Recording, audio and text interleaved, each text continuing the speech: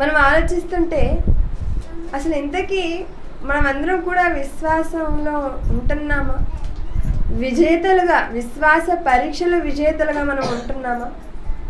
ఏంటండి, దేవుడు అసలు పెట్టాడా విశ్వాసానికి కూడా పరీక్ష? లేదా మీరే చెబుతున్నారా విశ్వాసానికి పరీక్ష ఉంటుందని? ప్రశ్నించారు కదా. ఒకసారి మనం మన చేతుల్లో ఉన్న బైబిల్ నందు చూడగలిగితే హెబ్రీలకు రాసిన పత్రిక 11వ అధ్యాయం 1వ వచనం. హెబ్రీలకు రాసిన పత్రిక 11వ అధ్యాయం 1వ వచనం. అసలు విశ్వాసం అంటే ఏంటి? అందులో వచ్చే ప్రశ్నలు ఏంటి? అందులో మళ్ళీ విజేతలు ఏంటి? మనకు ప్రశ్నలు తెలిస్తే అందులో వచ్చే సమాధానానికి మనకు ఆన్సర్స్ తెలిస్తే విజేతలు అవుతాం. దానికి సమాధానాలు తెలియకపోతే విఫలులు అయిపోతాం. ఇంతకీ విశ్వాసం అనగా ఏంటో ఈ మాటల్లో మనం ఆలోచించినట్లయితే, విశ్వాసం అనున్నది నిరీక్షింపబడు వాటి యొక్క నిజ స్వరూపమును అదృశ్యమైనవి ఉన్నవి అనుటకు రుజువునై ఉన్నది. విశ్వాసం అనున్నది నిరీక్షింపబడు వాటి యొక్క, అనగా విశ్వాసము, నిరీక్షణ, ఈ రెండు కూడా ఒకదానికొకటి అవినాభావ సంబంధం కలిగినవి. విశ్వాసం లేకపోతే నిరీక్షణ లేదు, నిరీక్షణ లేకపోతే విశ్వాసం లేదు. ఇప్పుడు మనందరం కూడా విశ్వాసులం అని చెప్పుకుంటూ ఉంటాం. మరి విశ్వాసులుగా పిలువబడుతున్నాం మనం. మన విశ్వాస జీవితానికి ఒక పరీక్ష ఉంటుందని, ఆ విశ్వాస జీవితంలో ఆ పరీక్షలో మనందరం కూడా విజేతలుగా ఉండాలని ఏనాడైనా మనం ఆలోచించామా? కానీ ఈనాడు మనం ఆలోచించాలి. ఒకసారి ఏంటి, విశ్వాసానికి కూడా పరీక్ష దేవుడు పెడతాడా? దేవుడు పెట్టకనే మీరే చెబుతున్నారా అని సందేహం అవసరం లేదు. ఎందుకంటే దేవుడు చెప్పాడు ఏమని, విశ్వాసానికి పరీక్ష ఉంటుందని. ఎక్కడ?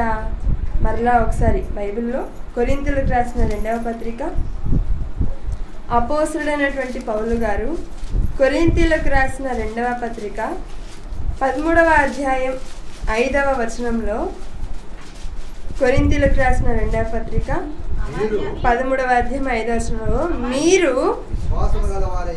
విశ్వాసము గలవారై ఉన్నారో లేదో మిమ్మును మీరే శోధించుకొని చూచుకొనుడి. ఎవరికి చెప్తున్నారండి?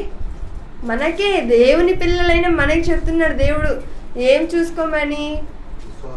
మన అలంకరణ చూసుకోమని కాదు, మన మేకప్ని చూసుకోమని కాదు, మన ఇంట్లో వస్తువులు ఉన్నాయా లేదని చూసుకోమనట్లేదు, మనకు అవసరానికి ఏం అవసరం, మనకి కావాల్సినవి ఏవి అని చూసుకోమనట్లేదు. ఏం చూసుకోమంటున్నారు? విశ్వాసం. మీరు విశ్వాసము గలవారై ఉన్నారో లేదో మిమ్మును మీరే శోధించుకొని చూచుకొనుడి. ఎవరో మనల్ని శోధించిన అవసరం లేదు, ఎవరో ఒకరు చెక్ చేయాల్సిన పని లేదు. మనల్ని మనమే సరి చేసుకోవాలంట, మనల్ని మనమే శోధించుకోవాలంట. దేనికి అన్నప్పుడు, నేను విశ్వాసం కలిగి జీవిస్తున్నానా లేదా? అలానే మీరు కూడా ఆలోచించాలి, మేము విశ్వాసం కలిగి జీవిస్తున్నామా లేదా, మన అందరం కూడా విశ్వాసం కలిగి జీవిస్తున్నామా లేదా అని మనం ఆలోచించాలి. ఎందుకు అన్నప్పుడు యాకోబు రాసిన పత్రిక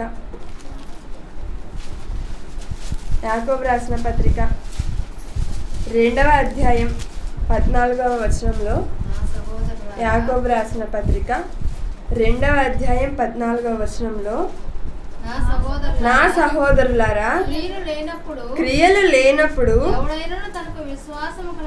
ఎవడైనను తనకు విశ్వాసము కలదని చెప్పిన ఎడల ఏమి ప్రయోజనము? అట్టి విశ్వాసం అతన్ని రక్షింపగలదా? నా సహోదరులారా, నా సహోదరి మనులారా, ఇక్కడ దేవుడు ఏం చెప్తున్నారు? క్రియలు లేనప్పుడు ఎవడైనను తనకు విశ్వాసము కలదని చెప్పిన ఎడల ఏమి ప్రయోజనము? అసలు ఏమి యూజ్? క్రియలు లేకుండా నేను విశ్వాసుడిని, నేను విశ్వాసురాలిని అని చెప్పుకుంటే ఎవరికి ప్రయోజనం అంటున్నారు. అంటే మనందరం కూడా ఎలా ఉండాలట దేవుని దృష్టిలో? విశ్వాసం కలిగిన వారుగా మనం ఉండాలి. విశ్వాసం కలిగిన వారుగా మనం ఉన్నాము అంటే క్రియలు ఉండాలి. క్రియలు లేని విశ్వాసం ఎలాంటిదట? మృతము. క్రియలు లేని విశ్వాసం మృతం. ఇప్పుడు మనం ఇంట్లో ఆలోచించామనుకోండి, ఒక భార్య తన భర్తను ప్రేమిస్తున్నానండి అంటే సరిపోతుందా? లేక తన భర్తకు కావాల్సినవన్నీ సమకూర్చి తనకు అవసరమైనవన్నీ చేసి పెడితే ప్రేమ ఉందని అర్థమవుతుందా? అన్నీ చేసి పెట్టి ఆయనకు కావాల్సినవన్నీ చూసుకుంటున్నప్పుడు అందులో ప్రేమ కనిపిస్తుంది. ఇది ఎంత వాస్తవమో. అలానే తల్లిదండ్రుల పిల్లల విషయం అలా ఆలోచించామనుకోండి, తల్లిదండ్రులు కూడా చెప్పరు తమ పిల్లలకు, ఇదిగో మేము మిమ్మల్ని ప్రేమిస్తున్నాము అని. ఎలా మనకు తెలుస్తుంది? పిల్లలకు అవసరమైనవి ఏవో తల్లిదండ్రులు చూసుకుంటున్నప్పుడు ఆటోమేటిక్గా అందులో మనకు ప్రేమ కనిపిస్తుంది. ఇప్పుడు మనం విశ్వాసులం, నేను విశ్వాసం కలిగి ఉన్నాను అని చెప్పుకోవాలి అంటే అంతకంటే ముందు మనలో ఏం కనిపించాలంట? క్రియలు. మరి క్రియలు లేకుండా నేను విశ్వాసం కలిగిన దాన్ని అని చెప్పుకుంటే మనకి ఏమి ప్రయోజనమో? అట్టి విశ్వాసం అని రక్షించును అని అంటున్నాడంటే మనం కేవలం నమ్ముకుంటే సరిపోదు, కేవలం దేవుణ్ణి తెలుసుకుంటే సరిపోదు. బాప్తిస్మం తీసేసుకున్నానండి, నేను క్రైస్తవునిగా పిలువబడుతున్నాను, ఇంకా ఏమీ లేదు అనుకుంటే పొరపాటు. మనం ఎప్పుడు కూడా మన క్రియల ద్వారా మన విశ్వాసాన్ని మనం పరీక్షించుకుంటూ ఉండాలట. అలా మనం విశ్వాసం కలిగిన వారిగా జీవిస్తున్నప్పుడు మన విశ్వాస జీవితంలో పరీక్షను దేవుడు నిర్వహిస్తాడు. మరి ఏంటి దేవుడు అప్పటి నుండి చెప్తున్నారు పరీక్ష అని? ఇంతకీ బైబిల్లో ఉందా? విశ్వాసానికి దేవుడు పరీక్ష పెడతాను అని ఎక్కడైనా చెప్పారని? ఒకసారి యాకోబు రాసిన పత్రిక 2వ అధ్యాయము 19వ వచనంలో,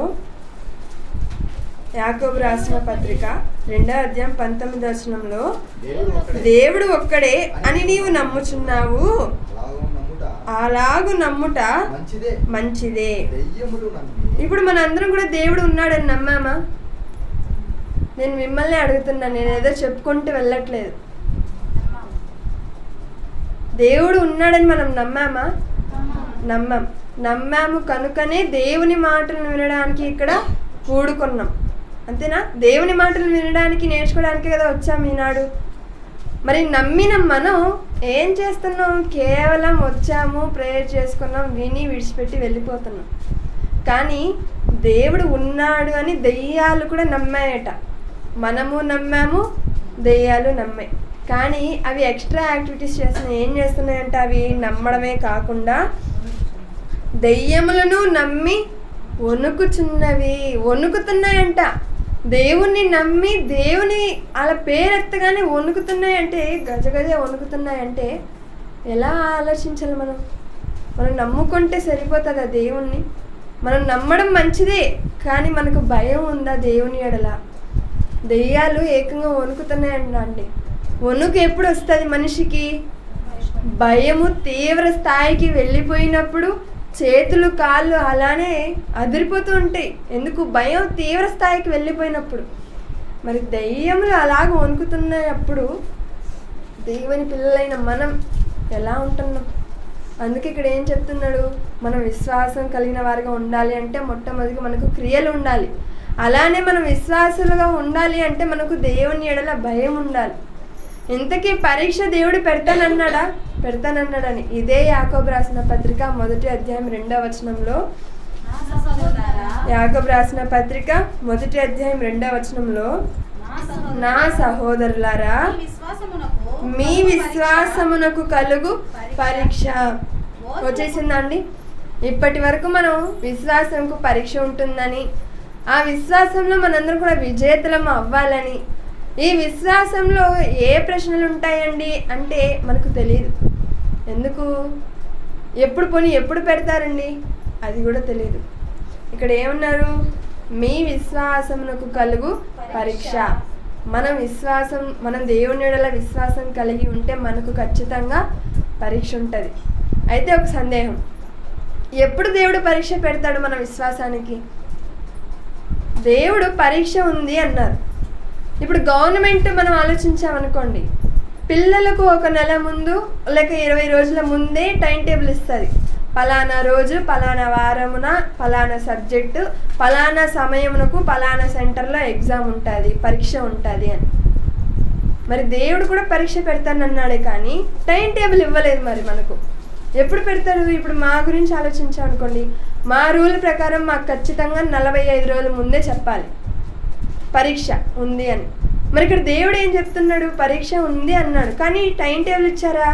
లేదు. పోనీ ప్రశ్నాపత్రం ఏమైనా ఇచ్చారా? లేదు. ఇక్కడ చెప్తున్న మాటలు ఏంటో ఒకసారి మనం చూసినట్లయితే, మీ విశ్వాసమునకు కలుగు పరీక్ష. విశ్వాసానికి పరీక్ష ఉంటుంది. ఎప్పుడు ఉంటుందో, ఎక్కడ ఉంటుందో, ఎలా ఉంటుందో మనకు తెలీదు. పరీక్ష ఉంటుంది కాబట్టి ఇప్పుడు ఏం చేయాలి? పెన్ను పేపర్ పట్టుకొని రెడీ ఉండాలి. దేవుడు ఎప్పుడు పరీక్ష పెట్టినా రాయాలి. ఎలాగా? నిజంగా పేపర్లో కాదు, మన జీవితంలో. హాల్ టికెట్ ఎలాగండి అంటారా? ఆల్రెడీ మనం అందరం తీసేసుకున్నాం బాప్తిస్మం ద్వారా హాల్ టికెట్ని పొందుకొని ఇప్పుడు పరీక్షకు మనం సిద్ధంగా ఉన్నాం. దేవుడు పరీక్ష పెట్టాలి అంటే మనం విశ్వాసంలో బలంగా ఉండాలి. అలా ఉన్నప్పుడే దేవుడు మనకు పరీక్ష పెడతాడు. అదే కదా ఇక్కడ చెప్తున్నాడు, మీ విశ్వాసమునకు కలుగు పరీక్ష. ఆ పరీక్ష ఓర్పును పుట్టించునని ఎరిగి. పరీక్ష ఏం పుట్టిస్తుందంట అండి? ఓర్పు. మనందరం కూడా పరీక్ష రాయాలి అంటే ఓర్పు కలిగి ఉండాలి, నిదానం, నెమ్మది కలిగి ఉండాలి, ఓర్పు కలిగిన వారుగా మనం ఉండాలి. అలా ఉన్నప్పుడు మనం పరీక్షకు అర్హులం అవుతాం. చాలామంది చెప్తుంటారు, అసలు నాకు నచ్చనిదే, చిరంజీవి గారికి నచ్చనిది ఏంటంట? క్షమించడం. కానీ మనం అలా కాదు. క్రైస్తవులైన మన అందరం కూడా ఏం చేయాలా? బాధను అనుభవించాలా. అవసరమైతే ఎదుటి వారి బాధలు కూడా మనమే అనుభవించాలి, క్షమించాలి, ఓర్పు కలిగిన వారంగా మనము జీవించాలి.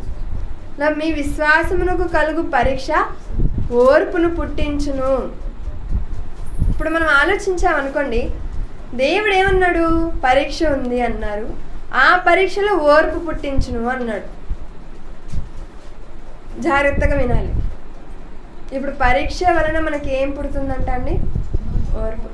ఇప్పుడు చాలా వరకు పరీక్ష అనగానే పిల్లలు ఎలా ఉంటారు? హడావిడిగా ఉంటారు, టెన్షన్గా ఉంటారు. అక్కడ ఎగ్జామ్ హాల్లో ఇచ్చిన క్వశ్చన్లు ఒకటైతే వాడుకున్నటువంటి తొందరలో ఏది చదివాడో వాడికి తెలియదు, ఏది రాసాడో వాడికి తెలియదు, మొత్తానికి అన్నీ నింపేసి బయటకు వచ్చి ఎలా రాసావరా అంటే ఓ దంచేసా చించేసా అంటాడు. కానీ చివరికి రిజల్ట్ వచ్చేసరికి అప్పుడు ఏరా దంచా చించా అంటే అది ఆ క్వశ్చన్ నెంబర్ వేయడం మర్చిపోయాను అంటాడు. అంటే పరీక్ష రాసేటప్పుడు మనకి ఏమి ఉండాలి? నెమ్మది, ఓర్పు, నిదానం అన్నీ మనకుండి భయం కలిగిన వారై ఉండి అడిగిన ప్రశ్నకు సరైన సమాధానాలు ఇస్తూ రావాలి. ఇప్పుడు దేవుడు మనకు పరీక్ష పెడతాను అన్నారు. దేవుడు పెట్టే ఈ పరీక్షలో మనం ఎలా ఉండాలి? ఓర్పు కలిగి ఉండాలి. అదే అన్నాడా, ఇదిగో మీ విశ్వాసమునకు కలుగు పరీక్ష, ఆ పరీక్ష ఓర్పును పుట్టించునని ఎరిగి మీరు నానా విధములైన శోధనలో పడినప్పుడు అది మహా ఆనందమని ఎంచుకొనుడి. మీకు పరీక్ష ఉంటుంది, ఆ పరీక్షలో మీరు ఓర్పు కలిగి ఉండాలి. మనం తొందరలో చాలా మాట్లాడేస్తూ ఉంటాం. అలా ఉండకూడదు. మనం ఎప్పుడు కూడా ఎలా ఉండాలి? ఓర్పు కలిగిన వారంగా ఉండాలి. ఎన్నైనా కూడా మనం పడేవారుగానే మనం అలవాటు చేసుకోవాలి. అంతేనా? ఇచ్చిన మాట ఏది మనం వెనక్కి తీసుకోలేము. నోరు జారేమనుకోండి, మనకి ఎక్కువ మన శరీరంలో జారేది నోరు. మనం అన్న మాటను మనం వెనక్కి తీసుకోగలమా? అసలు తీసుకోలేము. కానీ ఎదుటివారి మనసు ఎంత గాయపరచబడి ఉంటుంది మన మాటల వలన. ఇప్పుడు మన చేతిలో అగ్గిపుల్ల ఉంది, ఈ అగ్గిపుల్లతో అగ్గిని మనం అంటించేసాం. మన చేతిలో ఉన్న అగ్గిపుల్లను ఆర్పేసి సరిపోతుందా? అక్కడేమో మనం మండించేసాం, అదేమో తగలబడిపోతూ ఉంది. మన చేతిలో ఉన్న పుల్లను కాదు, మనం ముందుగా అంటించకుండా మనం జాగ్రత్త పడాలి. ఇప్పుడు విశ్వాసంలో పరీక్ష అంటున్నాడు. మరి ఎవరికి పెడతారండి పరీక్ష అన్నప్పుడు? అన్నిటికీ సిద్ధపడి ఉన్నవాడికి. ఇప్పుడు విశ్వాసంలో ఓర్పు కలిగి ఉండాలట. అది కూడా ఎప్పుడు పెడతారట ఆయన? మీరు నానా విధములైన శోధనలలో పడినప్పుడు అది మహా ఆనందమని ఎంచుకొనుడి. నానా విధములైన శోధనలు వస్తాయి, అది ఒక రకమైన పరీక్ష. ఆ పరీక్ష మీరు ఎలా ఎంచుకోవాలి? దేవుడేంటో నాకే పెట్టాడు ఇన్ని పనులు, ఏంటో అక్కడికి వెళ్ళాలంటారు, ఇక్కడికి వెళ్ళాలంటారు, ఈ పని చేయాలంటారు, ఆ పని చేయాలంటారు, ఇంటిని పోషించుకోవాలా, సంఘానికి వెళ్ళాలా, పరిచర్య చేయాలా, ఇవన్నీ రాయాలా. ఇవన్నీ మనం ఆలోచిస్తున్నప్పుడు ఒకటే మనం గుర్తుపెట్టుకోవాలి, ఏంటి దేవుడు ఎలా ఎంచుకోమన్నాడు? మహా ఆనందం. ఏంటి? దేవుడు నాకు ఇన్ని పనులు పెట్టేశాడా, దేవుడు నాకు ఇన్ని బాధ్యతలు ఇచ్చేసాడా, దేవునికి స్తుతి కలుగును గాక అని చెప్పుకోవాలి. అంతేగాని నాకే వచ్చేసాయి కష్టాలు, నాకే వచ్చేసాయి బాధలు అని ఎప్పుడు కూడా మనం కృంగిపోకూడదు. మన విశ్వాసానికి పరీక్ష అన్నాడు. ఆ పరీక్ష ఓర్పును పుట్టిస్తుంది. అలా మనం ఓర్పు కలిగిన వారంగా ఉంటున్నప్పుడు ఎన్ని నానా విధములైన శ్రమలు వచ్చినప్పుడు కూడా మనం ఎలా ఉండాలంట? మహా ఆనందం. అంతే కదా, పెద్దలు కూడా సామెతలుగా వాడుతూ ఉంటారు. బలమైన చెట్టుకే గాలి ఎక్కువ వస్తుందట. ఎక్కువ ఏ చెట్టుకి కాయలు ఉంటే ఆ చెట్టుకే దెబ్బలు కూడా ఆ చెట్టుకే అంట. అంతేనా? రాళ్ళ దెబ్బలు కూడా దేనికట? ఎక్కువ ఏ కాయకి ఏ చెట్టుకి కాయలు ఉంటే ఎందుకు కాయలు లేని చెట్టుకు కొట్టచ్చు కదా? లేదు. ఇప్పుడు ఆ చెట్టు ఏమనుకోవాలి, నాకు ఇన్ని కాయలు ఉన్నాయి కాబట్టి కదా నన్ను కొడుతున్నారు అనుకుంటుంది. మనం కూడా మనకి ఇన్ని శ్రమలు ఉన్నాయి, మనకి ఇన్ని కష్టాలు ఉన్నాయి, ఇన్ని బాధలు ఉన్నాయి అనుకుంటున్నప్పుడు ఓకే, దేవుడు నన్ను పరీక్షిస్తున్నాడు, నేను విశ్వాసంలో ఇంకా అత్యధికంగా బలంగా మనం ఉండాలి. మరి ఇప్పుడు విశ్వాసం అనగానే మనం విశ్వాసం దేనిని బట్టి ఉంటుంది? దేనితో సత్సంబంధం కలిగి ఉంటుంది? క్రియలతో. ఇప్పుడు విశ్వాసంతోనూ క్రియలతోనూ దేవుని పరీక్షలు ఎవరైనా నెగ్గారా? బైబిల్లో మనకి ఎవరైనా కనిపించారా? ఇప్పుడు అంతా చెప్పారండి, బాగానే ఉంది, మనం విశ్వాసం కలిగి ఉంటే దేవుడు మన విశ్వాసానికి పరీక్ష పెడతాడు, మనకు వచ్చే శ్రమలలో మనం ఓర్పుగా ఉండాలి అన్నారు. మరి బైబిల్లో ఎవరైనా మనకు మార్గదర్శకులుగా ఉన్నారా అంటే చాలామంది ఉంటారండి. మరి వారిలో ఒక ఇద్దరిని చూసుకొని మనం ముగించుకుందాం. అందులో మొట్టమొదటిగా ఆదికాండం 22వ అధ్యాయం 1వ వచనంలో, ఆదికాండం 22వ అధ్యాయం 1వ వచనంలో, ఆ సంగతులు జరిగిన తర్వాత, ఆదికాండం 22వ అధ్యాయం 1వ వచనం, ఆ సంగతులు జరిగిన తర్వాత. ఏ సంగతులు? ఎవరి సందర్భం ఇది? అబ్రహాం గారి సందర్భం. ఇక్కడ సందర్భంలో ఏం అర్థమవుతుంది మనకు? అబ్రహాం గారికి ముందు అధ్యాయంలో ఏమో ఇస్సాకు గారు పుడతారు, ఆయన ఒక 10-12 సంవత్సరాలు అయి ఉంటుంది. అలా ఆ సంగతులు జరిగిన తర్వాత అతను పాలు మార్పిచ్చేసి అతనికి పెద్ద విందు జరిగించి ఇంటిలో, అలా హాగరు సందర్భం, ఇవన్నీ జరిగిన తర్వాత, ఆ సంగతులు జరిగిన తర్వాత దేవుడు అబ్రహామును పరిశోధించెను. ఏం చేస్తున్నాడు అండి? దేవుడు పరిశోధిస్తున్నాడు, పరీక్షించబోతున్నాడు. దేవుడు ఎవరిని? అబ్రహాము గారిని. ఆయన పరీక్ష పెట్టేటప్పటికి అబ్రహాము గారి వయసు ఎంత? మీరే చెప్పాలి. ఇప్పుడు దేవుడు అబ్రహాము గారికి పరీక్ష పెట్టే సమయానికి ఈ సందర్భాన్ని బట్టి ఆయన వయసు ఎంత? 90. 100వ ఏట ఆయన ఇస్సాకును కన్నారు. ఇప్పుడు ఒక ఇస్సాకుకి ఇక్కడ 10-12 సంవత్సరాలు అనుకోండి ఈ అధ్యాయంలో. అప్పుడు అబ్రహాము గారి వయసు ఎంత? 112. పరీక్ష రాసే సమయం ఆయనకు, పరీక్ష రాసే వయసు ఆయనది. మనం ఆలోచిస్తే 110, 112 అంటే బహువృద్ధుడు ఆయన. బహువృద్ధుడికి కూడా ఇప్పుడు దేవుడు పరీక్ష పెట్టాల్సినంత అవసరం ఉందా? ఉంది. ఆయనకు వయసు సంబంధం లేదు, ఆయనకు స్థాయి సంబంధం లేదు, అసలు ఆయనకి ఏది లెక్కలేదు. ఆయన పిల్లల, ఆయన ఎప్పుడు పడితే అప్పుడైనా పరీక్షిస్తాడు. దాన్ని స్థాయిని బట్టి ఉంటుంది. మన విశ్వాస జీవితంలో మనం ఉన్న స్థాయిని బట్టి మనకు పరీక్షలు ఉంటాయి. చిన్నపిల్లల వాళ్ళకి తగ్గట్టు వాళ్ళకు ఉంటాయి. ఇప్పుడు పెద్దవాళ్ళకి సంబంధించిన పరీక్షలు వాళ్ళకు ఉంటాయి. అలాగే దేవుడు కూడా, దేవుడు తన పిల్లలకు వాళ్ళ స్థాయిని బట్టి పరీక్ష పెడతారు. ఇప్పుడు అబ్రహాము గారికి పెట్టిన పరీక్ష ఎలాంటిదో తెలుసా? మన జీవితంలో ఇలాంటి పరీక్ష పెట్టుంటే ఖచ్చితంగా మనం విఫలమైపోయే వాళ్ళమేమో. ఎందుకంటే మనకు అంత విశ్వాసం లేదు దేవుని పట్ల. ఏదైనా చిన్న వాన వచ్చినా మనం రాము, ఎండ ఎక్కువ ఉన్నా మనము రాము. ఎందుకు? ఊకపోస్తుందని, వాన ఎక్కువ ఉంటే చలి వస్తుందని, ఏదో సౌకర్యం లేదని, అసౌకర్యంగా మేము రాలేము అని, ఇంకా చిన్న చిన్న కారణాలు చెప్పి మనం విశ్వాసం నుంచి తొలగిపోతుంటాం. కానీ నిజంగా మనం విశ్వాసం కలిగి ఉంటే దేవుడే వస్తారు పరీక్షించడానికి. ఏంటి, నా కుమార్తె నిజంగానే నా ఎడల విశ్వాసం కలిగి ఉందా అని. ఇప్పుడు అబ్రహాం గారి గురించి ఆలోచించామనుకోండి, అతనికి 112 సుమారు ఆ సంవత్సర కాలంలో ఆయనకు పరీక్ష పెట్టాడు. ఏమని పిలిచాడు?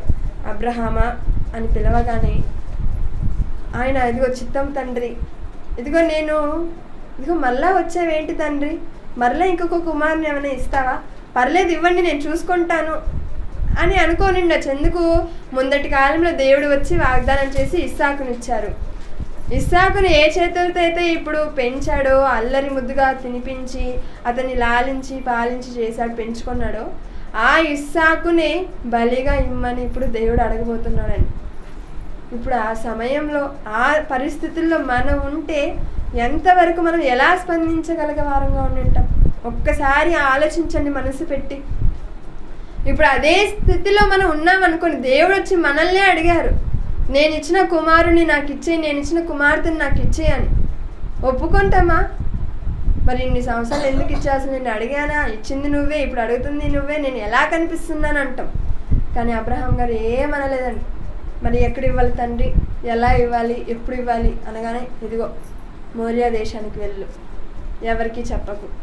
ఆయన కనీసం తన భార్యకు కూడా చెప్పలేదండి. ఎవరు చెప్పలేదు? అబ్రహాం గారు. ఎందుకంటే ఇప్పుడు అబ్రహాం గారికి దేవుడు ఏం పెట్టాడు? పరీక్ష. ఈ పరీక్ష కానీ శారాకి చెప్పారనుకో, ఖచ్చితంగా ఆమె ఫెయిల్ అయిపోతుంది. ఆమె ఫెయిల్ అయింది కాకుండా నన్ను కూడా ఫెయిల్ చేసేస్తుంది. అంతేనా?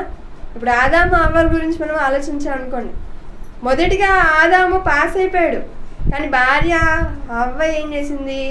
ఫెయిల్ అయిపోయింది. ఫెయిల్ అయిపోవడమే కాకుండా ఆదాము గారిని కూడా ఫెయిల్ చేసేసింది. ఎక్కువగా ఇలాంటి క్యారెక్టర్స్ మనకి స్కూళ్ళల్లో, కాలేజెస్లో కనిపిస్తుంటారు, ఫ్రెండ్స్ కనిపిస్తుంటారు. ఎందుకు? నేను ఏం చదువుకోలేదురా, ఇగో నేను ఒక్కడనే ఫెయిల్ అయిపోతే మేడం ఖచ్చితంగా నన్ను తిడతాను, నాతో తోడికి నువ్వు కూడా ఏం రాయకురా, చదవకురా అని ఎంతసేపు డిస్టర్బ్ చేసే వాళ్ళే ఉంటారు మన చుట్టూ. ఇది ఎంత వాస్తవమో ఇది గ్రహించిన అబ్రహాం గారు ఏం చేశారు? ఇప్పుడు శారాకు చెప్పదలుచుకోలేదు. నేరుగా దేవుడు చెప్పిన వెంటనే గాడిదకు గంతలు కట్టుకున్నాడు, కట్టెలు తీసుకున్నాడు, నిప్పు తీసుకున్నాడు, పనివారిని పిలుచుకున్నాడు. దేవుడు చూపించి ఆ మోరియా కొండకు వెళ్ళాడు, దేశానికి వెళ్ళాడు. ఇక వాళ్ళందరూ పనివారిని కిందే ఉంచేసి, ఇదిగో మేము వెళ్ళి దేవునికి బలి అర్పించేసి వస్తాము అని చెప్పి వెళ్ళారు. అలా వెళ్తున్నప్పుడు ఇస్సాకు గారు ఒక మాట అంటారండి. ఎంత ముద్దుగా అప్పటి వరకు చాలా అల్లారు ముద్దుగా పెంచుంటారు కదా, అలా చిన్ని మాటలతో అబ్రహాం గారిని తన కుమారుడు ఎలా అడుగుతున్నారో ఒకసారి చూడండి. ఈ అధ్యాయంలో 7వ వచనంలో, ఇస్సాకు తన తండ్రి అయిన అబ్రహాముతో నా తండ్రి అని పిలుస్తున్నాడండి. చిన్న పిల్లవాడు, అల్లారు ముద్దుగా చూసుకుంటున్నారు. అలాంటి పిల్లవాడు నా తండ్రి అని పిలవగానే అందుకు అబ్రహాం, ఏమి నా కుమారుడా నేను. అప్పుడతడు, నిప్పును కట్టెలను ఉన్నవి కానీ దహన బలికి గొర్రె పిల్ల ఏది నాన్న అని అడుగుతున్నాడు.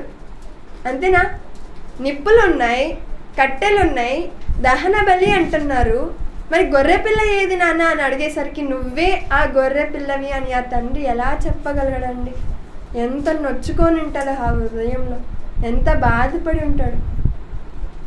కానీ చివరి క్షణం వరకు దేవుడు అతన్ని పరీక్షించేది మానాడా అంటే లేదు. చివరి క్షణం వరకు కత్తి దించాడా ఇస్సాకు గారు చనిపోతాడు. అంత స్థితి వరకు దేవుడు అతన్ని పరీక్షించాడు. అంటే మన జీవితంలో దేవుడు పరీక్షించకూడదా మనల్ని? దేవునికి మనం పరీక్షించే అవకాశం మనకి ఇవ్వకూడదా? అంతెందుకండి, ఇప్పుడు ఒక యోబు గారి గురించి ఆలోచించామనుకోండి. యోబు గారు, అసలు యోబు గారికి సంబంధమే లేదు. ఆయన భక్తి జీవితం ఏదో, ఆయన ప్రతిరోజు తన పిల్లల విషయమై బలులను అర్పించుకుంటూ, వాళ్ళు ఒకవేళ మనసులో ఏమైనా తప్పు చేసి ఉంటారేమో అని కూడా ఆయన దేవునికి ప్రార్థించేది వారంట. మరి అలాంటి యోబు గారి గురించి పరలోకంలో దేవుడు, దెయ్యం వీరిరువురు డిస్కషన్ పెట్టుకొని యోబు గారిని పరీక్షించారండి. ఎంత పరీక్ష అంటే మనకు తెలియని కాదు. మనం ఒకసారి యోబు గ్రంథం అని చదువుతున్నప్పుడు తెలుస్తుంది. యోబు గారికి వచ్చిన కష్టం చాలా, అసలు మనం ఎవరం కూడా భరించలేనంత కష్టం. అలాగా ఆయన ఇంటి ముందు కూర్చొని ఉంటాడు. ఒకడు వచ్చి, అయ్యా ఇదిగో నీ ఒంటెలన్నీ పోయాయి, వాళ్ళు వచ్చి యుద్ధం చేసి దాడి చేసి తీసుకెళ్ళిపోయారన్నారు. సరే పోతే పోని అని అలా కూర్చుంటాడు. మరలా మరొక వాడు వచ్చి, అయ్యా ఒంటెలన్నీ పోయాయ్యా అంటాడు. ఈ వార్త ముగించక మునిపే ఇంకొకడు వచ్చి, అయ్యా నీ పశువులు గొర్రెలు అన్నీ పోయాయి అంటాడు. సరే పోతే పోని అని అలా కూర్చుంటాడు. మరొకడు వస్తాడు. ఇప్పుడు వచ్చే ఆయన తెచ్చే వార్త ఏంటో తెలుసా?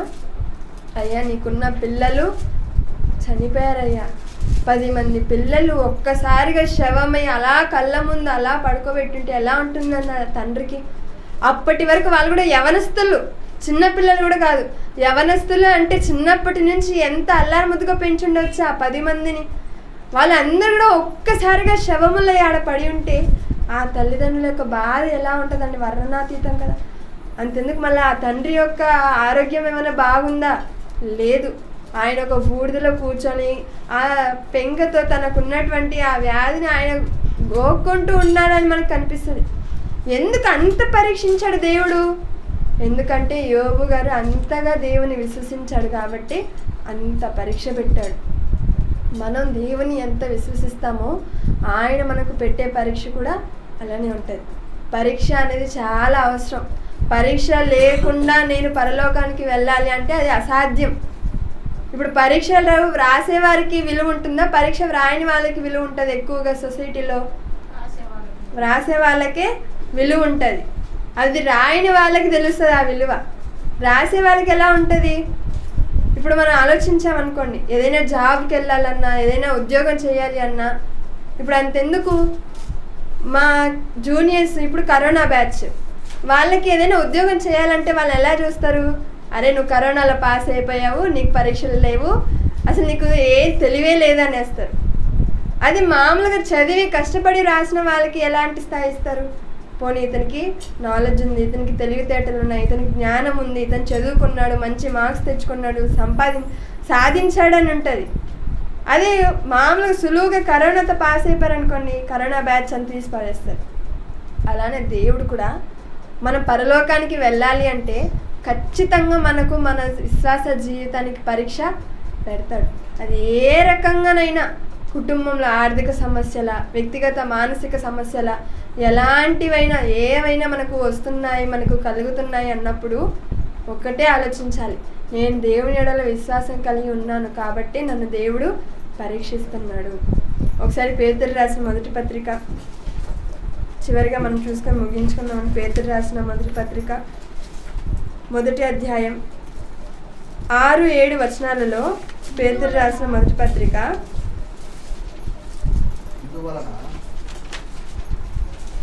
1వ అధ్యాయం 6-7 వచనాలు. ఇందువలన మీరు మిక్కిలి ఆనందించుచున్నారు. ఎవరి గురించి చెప్తున్నారు? పేతురు గారు ఎవరికి రాస్తున్నారు?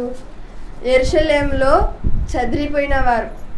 అపోస్తుల కార్యములు 8వ అధ్యాయం ప్రారంభంలో ఉంటుంది. ఆ కాలమందు గొప్ప హింస కలిగినందున యెరూషలేములో ఉన్న అపోస్తులందరూ, శిష్యులందరూ యూదయ సమరయ దేశములకు చెదిరిపోయారట. అలా చెదిరిపోయిన వారిలో ఈ 5 ప్రాంతాల వారు ఎవరు?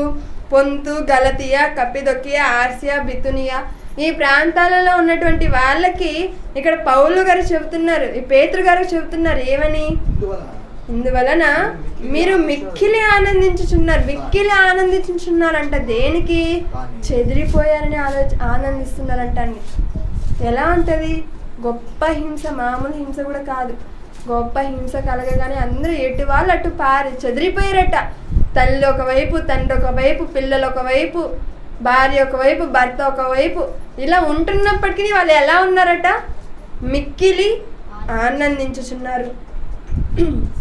కానీ అవసరమును బట్టి, నానా విధములైన శోధనల చేత, అవసరమును బట్టి మన విశ్వాస జీవితానికి ఎంత అవసరం ఉందో ఆ అవసరాన్ని బట్టి మాత్రమే నానా విధములైన శోధనల చేత ప్రస్తుతమున కొంచెము కాలం, అది కూడా ఎక్కువ ఉండదు, కొంచెం కాలమే మీకు దుఃఖము కలుగుచున్నది. మన దేవుడు ఎలాంటి వాడటే, సహించగలిగినంత భారమే మనం పైన మోపుతారట, మనం మోయగలిగినంత భారమే.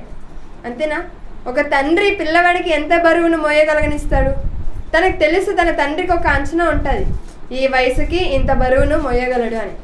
అంతేగాని చిన్న పిల్లవాడిని పిలిచి ఒక 50 కేజీల బస్తాను తీయండి అని చెప్తాడు ఏ తండ్రి అయినా? అమ్మమ్మో, ఆ చేతులు కాళ్ళు పట్టేస్తాయి అంటుంటారు.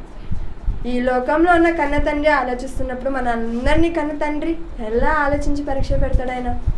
అందుకే మనం సహించగలిగినంత శ్రమలే మనకు ఆయన ఇస్తారు. ఆ వచ్చినటువంటి శ్రమలలో మనం ఎలా ఉండాలంట? మిక్కిలి ఆనందించే వారిగా ఉంటున్నారంట వీళ్ళు చెదిరిపోయిన వాళ్ళు. ఎలాగంటే ఇదిగో, నశించిపో సువర్ణము అగ్ని పరీక్ష వలన శుద్ధపరచబడుచున్నది కదా. ఇక్కడ పేతురు గారు చెదిరిపోయినటువంటి వాళ్ళకి రాస్తున్న పత్రిక ఇది. చెదిరిపోయినటువంటి విశ్వాసులకు, చెదిరిపోయిన సంఘంలో ఉన్నటువంటి విశ్వాసులకు రాస్తున్న పత్రిక. ఇలా రాస్తున్నప్పుడు ఏ ఏ ప్రాంతాల్లో చెదిరిపోయిన వారికి అన్నప్పుడు పైనే మనకి ఇస్తున్నాడు 2వ వచనంలో, పొంతు, గలతియా, కప్పిదొకయ, ఆసియా, బితునియా ఈ ప్రాంతాలలో చెదిరిపోయిన విశ్వాసులుగా దేవుని పిల్లలుగా ఉంటున్నటువంటి వీళ్ళకి ధైర్యపరుస్తున్నాడండి. మీరు మిక్కిలి ఆనందించుతున్నారు, సంతోషం. కానీ ఒకటి గుర్తు పెట్టుకోండి, అవసరమును బట్టి మాత్రమే నానా విధములైన శోధనలు మనకు వస్తుంది. అది కూడా ప్రస్తుతం కొంచెం కాలమే దుఃఖపడతారు. కానీ ఇదిగో నశించిపోవు సువర్ణము అగ్ని పరీక్ష వలన శుద్ధపరచబడుచున్నది కదా. ఏంటండి మాటకి అర్థం? ఒక బంగారుని ఎలాగైతే అలా అగ్గిలో కాలుస్తున్నప్పుడు అది మరింత సువర్ణంగా అవుతుందో, మరింత అది శుద్ధింపబడుతుందో, అలానే దానికంటే అమూల్యమైన మీ విశ్వాసము ఈ శోధనల చేత పరీక్షకు నిలిచినదై. బంగారము కంటే విలువైన మన విశ్వాస జీవితం పరీక్ష వలన మనది పరీక్షింపబడుతుంది. పరీక్ష వలన మనం పరలోకాన్ని పొందుకునే వారిగా ఉంటాం. మనందరం కూడా ఈ భూమి మీద విహారయాత్రలకు మనం రాలేదు, విశ్వాస యాత్రలో మనం వచ్చాం. విశ్వాస యాత్ర చేస్తున్నాం, మనం విశ్వాస యాత్రలో ఉంటున్నాం. ఇలా విశ్వాస యాత్రలో ఉంటున్న మనకి ఓర్పు ఉండాలి, సహనం ఉండాలి. మనకు దేవుని మాటలను బలపరిచే వాక్యం మన హృదయంలో ఉండాలి. ప్రయాణం చేసేవాడికి ఓర్పు చాలా అవసరం కదండి. ప్రయాణం చేసేవాడు వెళ్ళి కసురుతూ ఉన్నాడు అనుకో డ్రైవర్ని, అలా నొసుగుతూ ఎంతసేపు అయ్యా అని డ్రైవర్ కూడా తీసుకెళ్తాడు. ఎక్కడికి? నేరుగా హాస్పిటల్కి తీసుకెళ్తాడు. ఎందుకు? చిరాకు పడకూడదు. ప్రయాణంలో ఎప్పుడు కూడా నెమ్మదిగా ఉండాలి. అప్పుడే మనం అనుకున్న గమ్యానికి మనం చేరుకోగలం. ఈ లోకంలో ఒక చోటు నుండి ఒక చోటుకి వెళ్ళడానికి వెళ్ళే ప్రయాణంలోనే మనం నెమ్మదిగా, నిదానంగా, ఓర్పు, సహనం కలిగి ఉంటున్నప్పుడు భూమి నుండి పరలోకానికి వెళ్ళాలి అంటే మనం ఇంకెంత సహనం కలిగి ఉండాలి. చిన్న చిన్న సమస్యలకు మనం దేవునికి దూరం అయిపోయేవారిగా మనం ఉంటున్నాం, అంతేనా? చిన్న చిన్న సమస్యలకు, మనకు వచ్చే చిన్న చిన్న కష్టాలకు, మనల్ని ఎవరో అన్నారని, మనల్ని ఎవరో బాధ పెట్టారని, మనకు ఏవో లేవని, ఎవరో లేరని, ఇలాంటి వాటికి మనం పడిపోయేవారిగా ఉండక, ఎవరు ఉన్నా లేకున్నా, ఏమి ఉన్నా లేకున్నా అన్నీ ఇచ్చినది దేవుడే. ఊపిరిని ఇచ్చాడంటే మన ద్వారా ఆయన పని ఉందని గుర్తించుకోవాలి. మనం బ్రతుకుతున్నాము అంటే దానికి కారణం ఎవరు? దేవుడే. ఎన్నో వేల కోట్లు ఉన్నా కూడా చనిపోతున్నారు. మరి ఏమీ లేని మనల్ని ఎందుకు బ్రతుకునిస్తున్నాడు అంటే మన ద్వారా దేవుని పని ఉంది. అది గుర్తించుకొని ప్రతి దినం కూడా మనం విశ్వాస యాత్రలో ఉన్నామని మనం జాగ్రత్త పడి దేవుడు పెట్టే ఈ పరీక్షలో మనందరం కూడా ఓర్పు కలిగి అంతము వరకు దీన్ని సహించి దేవుడున్న పరలోక రాజ్యానికి చేరుకోవాలని ఈ కొద్ది మాటలతో నన్ను నేను హెచ్చరించుకుంటూ మీ అందరిని హెచ్చరిస్తూ ఈ నా మాటలు ముగిస్తాను.